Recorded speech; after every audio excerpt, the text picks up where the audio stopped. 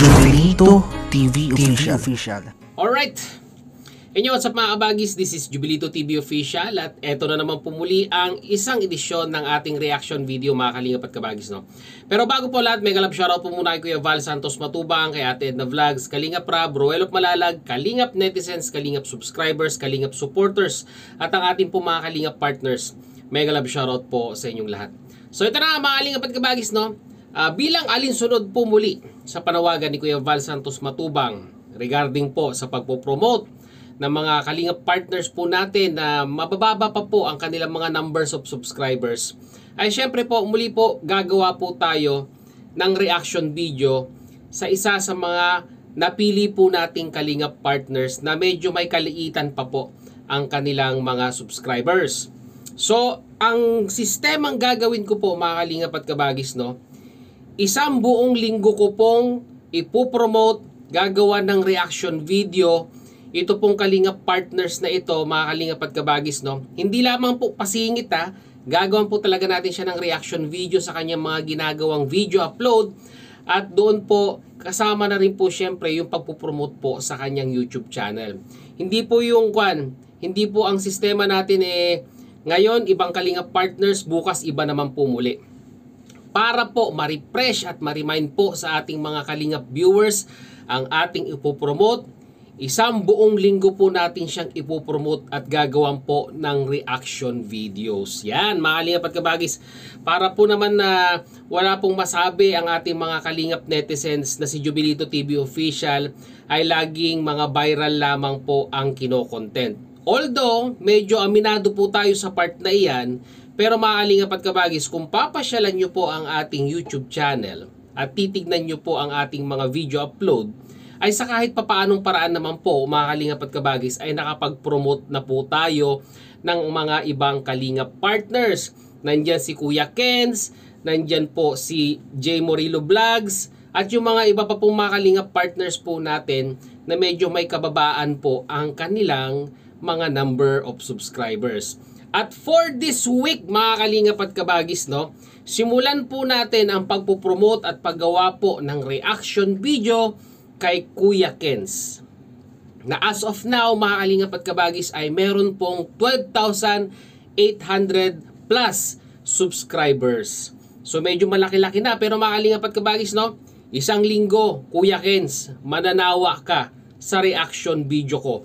Mataas man or mababa ang views, tangkilikin man o hindi, isisingit ko sa isipan ng mga kalingap partners na suportahan ka. At dahil ginawan kita ng reaction video, meron akong nakita sa iyo as a kalingap partners na dapat at karapat dapat ka nga naman talagang suportahan. Well mga kalingap at kabagis, alam nyo, ay napansin ko po ito si Kuya Kenz dahil nga talagang kahit mababa po ang kanyang views, ay talagang tuloy-tuloy po ang kanyang pag-upload at talagang hindi po siya napanghinaan ng loob. Pero minsan dumating po siya sa punto nung umuwi po siya, hindi lang po ako sure kung New Year or Christmas po yun, parang nagdadalawang isip po siya kung babalik pa siya ng Lighthouse. Pero siguro po, napagtanto niya na talagang nandun po ang kanyang puso. Naiwan niya ang puso niya sa diet. Kaya po si Kuya Kenz ay bumalik po sa Lighthouse. At ngayon po, ay katuwang po ni Kuya Val Santos Matubang dyan po sa Lighthouse sa mga gawaing bahay, sa pagluluto, at minsan po kasama rin po ni Kuya Val sa kanyang pag-i-scout. So ngayon, mga kalingap at kabagis, itong si Kuya Kenz ay binuking po itong si Kuya Val Santos Matubang.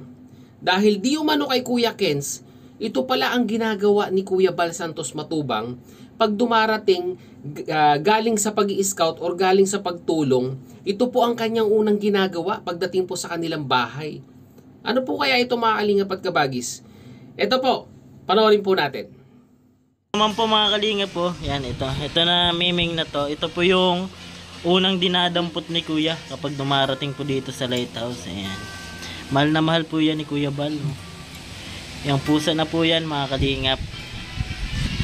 Pagkadating po namin dito sa Lighthouse, yan agad yung kinukuha niya. Hinahalikan, niyayakap. Yan Ito si Miming iba ang lambing mga kalingap po. Nagpapakyut po yan. Mahal na mahal po yan ni Kuya Val. May anak po yan, 4. Yan, lagi po dito sa kusina. Yan. Kaya pag nadating si kuya, yan agad nakikita ni kuya. Natambay muna dito si kuya bago pumasok dun sa kabila. Ito pa po yung isa, mga kalingap po. Dami pong pusa dito, mga kalingap. At may iba rin po na di naman taga rito at pumupunta po. Ramdam siguro nila na mapagmahal po dito yung tao sa lighthouse. Oh.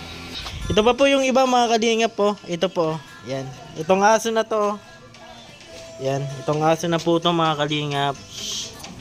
Dito na po siya naglalagi. Yan. Dami po. Ito pa. Yan. Tsaka ito pa po, mga kalingap po. Yan. Dati po, mga kalingap, ito po yung humahabol sa amin doon sa daanan sa labas. Dito po sa labas ng lighthouse. Pero ngayon po, mga kalingap po, ang bait na po niya. Oh, bait na po niyan, mga kalingap. Dito na po siya nag-stay. Ayan. Di lang po tao yung mga natutulungan ni Kuya Bal. Di lang po tao yung natutulungan niya. Kundi pati rin po yung mga aso. Ayan. At iba pa po. Napunta po dito. Ayan po, mga kalingap. So ayun naman pala, maalingan at kabagis, no? Pambihira ka talaga, Kuya Bal. Talagang ito pong si Kuya Bal, mga kalingap at kabagis, hindi lamang po tao ang kanyang nililingap. Di umano, dito po, sabi po sa kwento, base sa kwento ni Kuya Kens, ay yung mga alagang pusa dyan na minsan po ay hindi naman daw talaga nakatira or inaalagaan talaga dati ni Kuya Bal Santos Matubang ay talagang tumitira na dyan sa lighthouse. At yung dating asong nangahabol po sa kanilang labasan, dyan po, kila Kuya Bal Santos Matubang, ay ngayon po, ay dyan na rin po naninirahan. Well, tumpak nga po yung sinabi ni Kuya Kens na parang nababibes po ng mga hayop na ito, itong mga pusa at saka aso na ito, na ang mga nakatira po sa lighthouse ay mayroon pong pusong matulungin. At alam nyo naman po ang mga hayop, mga kalingap at kabagis, no? Mga mapapusa man yan or mapaaso, ay meron po silang sense na kung saan ay talagang nararamdaman po nila ang isang individual kung meron po silang pagmamahal sa kanila. Ganun po ang mga hayop, mga kalingap at kabagis, no? Nasisense nila na kung ang tao ay dependable at pwedeng pagkatiwalaan. So, nakita nyo na, mga kalingap at kabagis, yan po ang ginagawa ni Kuya Bal Santos Matubang pag dumarating po sa lighthouse. Una niya pong hinahanap si Mingming. Diba? Paborito po ni Kuya Bal Santos Matubang na himasin daw po si Mingming bago daw po siya tumuloy sa kanilang bahay. Well, mga kalingap at kabagis, hindi po may pagkakaila na si Kuya Bal Santos Matubang ay talagang kagaya nga po ng sinabi ko kanina, ay hindi lamang po pusong pagtulong sa mga tao, ay meron din pong pusong paglingap sa mga hayop po. Mapapusa ka man or mapaaso ka man, pag tinulungan ka ni Kuya Bal, ayan, inaampon pa nga at pinapatira sa lighthouse. Mag-comment po kayo, mga kalingap at kabagis, kung ano po ang inyong mga paboritong aso at alagang hayop sa inyong bahay. Pusa ba yan or aso? Lagay nyo po sa ating comment section. So yun na, mga kalingap at kabagis, muli maraming salamat dahil sa dulo po ng ating reaction video ngayong araw na ito. Nasamahan nyo po muli si Jubilito TV Official at muli po nagpapaalala po ang inyong host. Sa mga hindi pa po nakasubscribe sa channel Kuya Val Santos Matubang, Ate Edna Vlogs, Kalinga Prab, Roel of Malalag, Kuya Kens TV. Ayan, suportahan po natin at subscribe ang kanilang mga YouTube channel. And at the same time, muli po naglalambing din po ang inyong host. Road to 60,000 na po tayo, mga kalingap at kabagis, no? So, kulang-kulang 50 na lamang po, magsi 60,000 na. Baka may hindi pa po nakasubscribe dyan, mga kalingap at kabagis, no? Subscribe nyo na po si Jubilito TV Official. At ganoon din po, paki-follow and like ang ating official FB page na may title pong Paksa ng Buhay, Aking Gabay, na may red banner pong Jubilito TV Official. So, hanggang dito na lang, mga kalingap at kabagis. As I always say, peace, God first. God bless po. Bye-bye.